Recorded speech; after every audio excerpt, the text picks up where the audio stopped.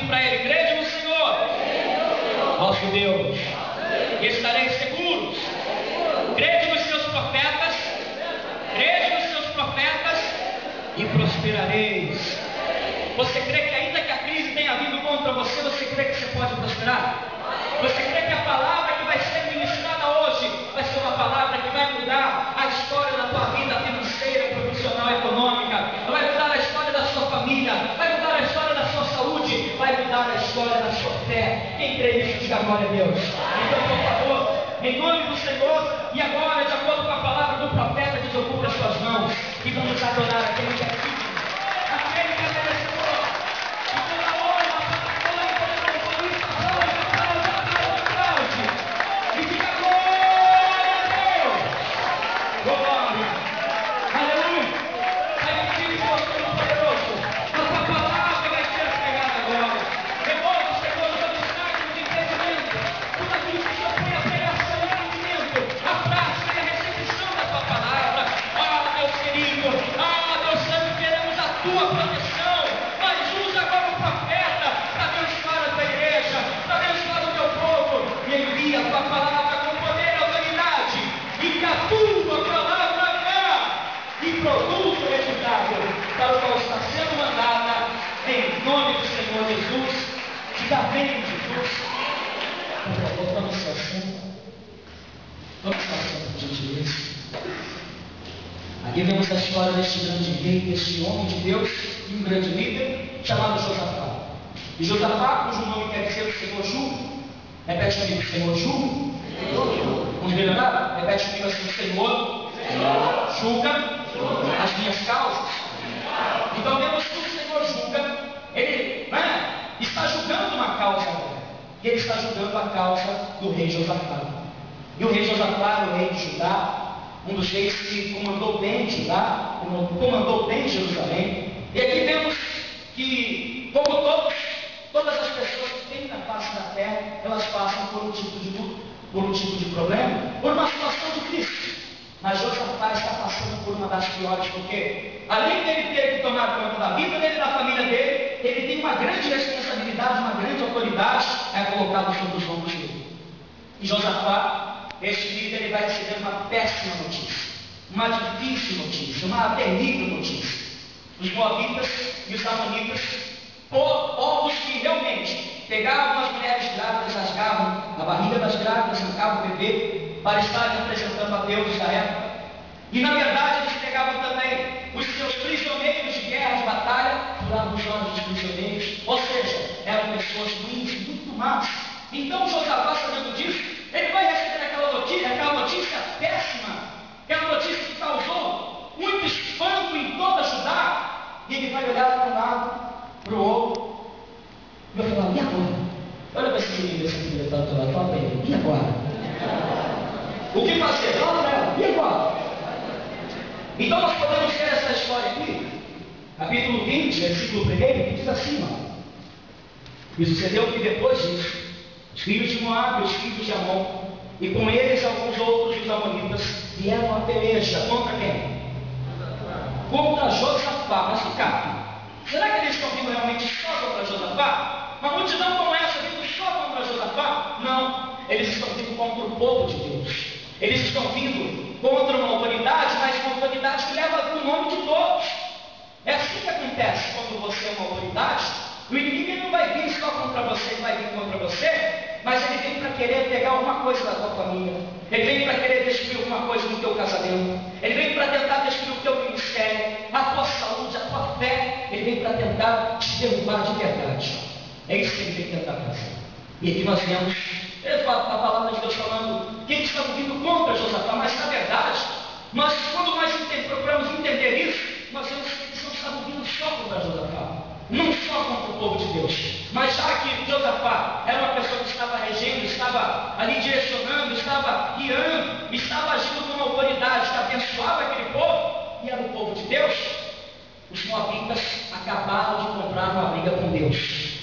Os seus inimigos, Satanás, os demônios, eles compraram uma briga não só com você, não só com o teu pastor, não só com o teu ministério, mas sim com Deus e o seu ministério.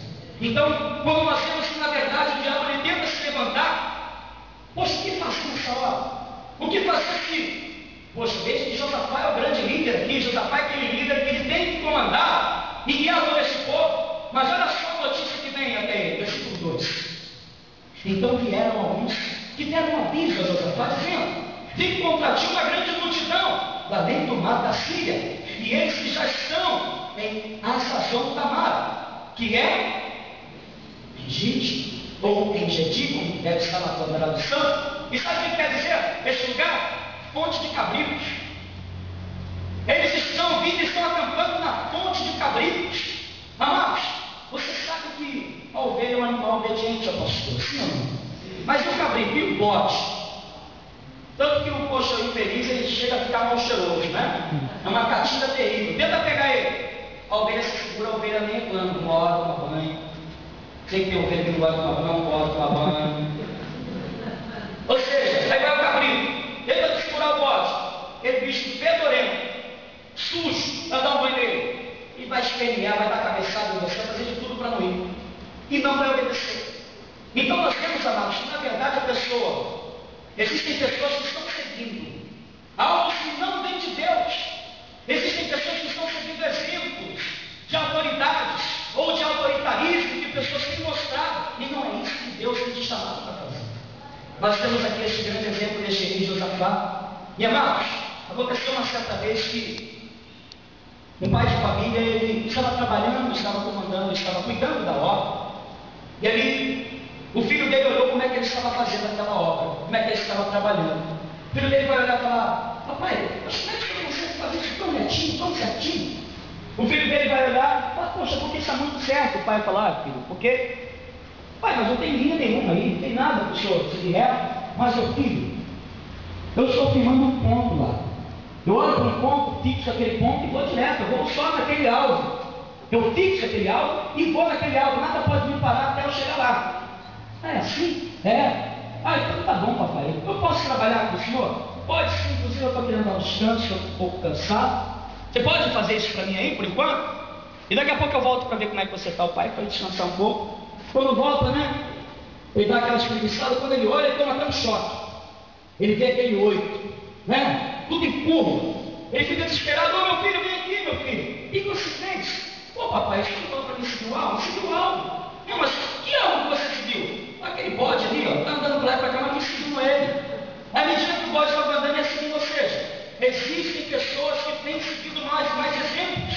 Maus exemplos, e aí a pessoa fica naquela: ah, eu não vou. É um mau testemunho, eu não vou para a igreja porque o pastor ali fez isso. O diácono fulano fez aquilo, o membro da igreja tal fez aquilo outro. Ou seja, as pessoas começam a dar mais maus exemplos, e daqui a pouco começam outras pessoas que seriam bênção, começam ali a se entristecer, começam a não fazer aquilo que Deus mandou. Então veja que eles estão aqui na fonte do cabrito, e veja só o que vai acontecer com Josafá e todo o povo nesse grupo.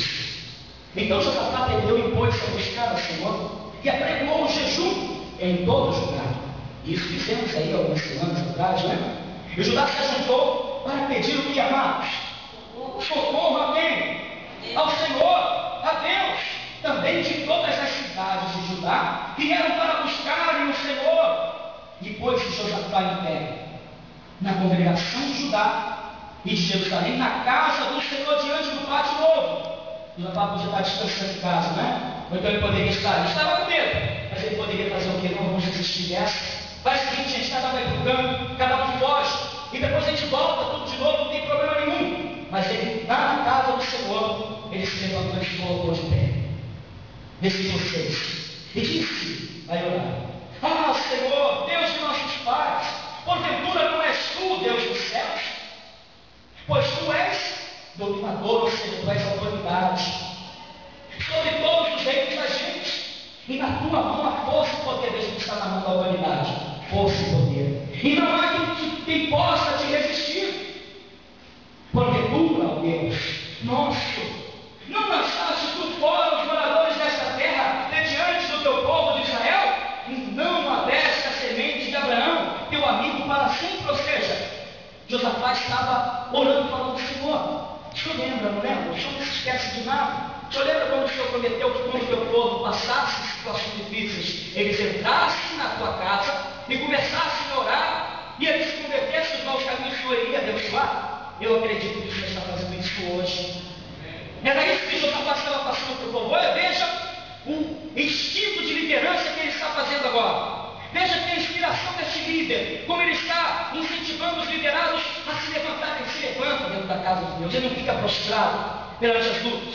Ele não fica prostrado perante os problemas. Você não pode ficar prostrado perante os seus problemas, meu irmão.